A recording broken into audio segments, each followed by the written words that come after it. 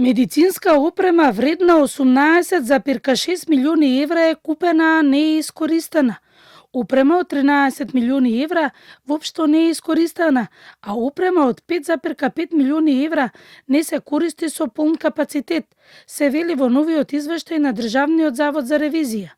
Во извештајот позитивна оценка е тоа што во последните 3 години постигнат е напредок на регионалната распределба на современата медицинска опрема и се зголемува бројот на здравствени услуги.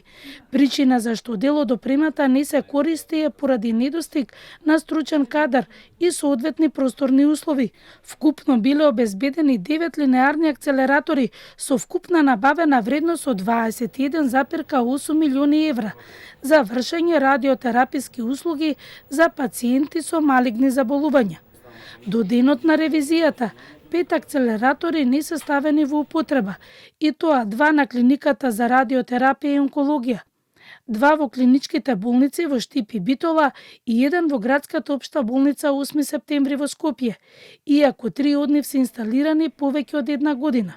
Една од причините за оптовареноста на клиниката за онкологија е што дел од оваа опрема не е во употреба и во другите болници. Иако се набавени акцелератори за други болници, сите услуги во периодот од 2021 до 2023 година ги обезбедува единствено клиниката за радиотерапија и онкологија, каде се третираат на 2300 пациенти годишно, или во просек се вршат по 200 зрачења дневно. Исто така во извештајот е потврдено дека не се доволно искористени и апаратите за срцеви болни. Од вкупно 18 ангиографи не се доволно искористени пред се поради недостаток на стручен кадар и необезбедени просторни услови. Според податоците на Мој термин, за 68% се зголемиле бројот на прегледи со ангиограф во споредба со 2021 година, кога биле набавени апаратите.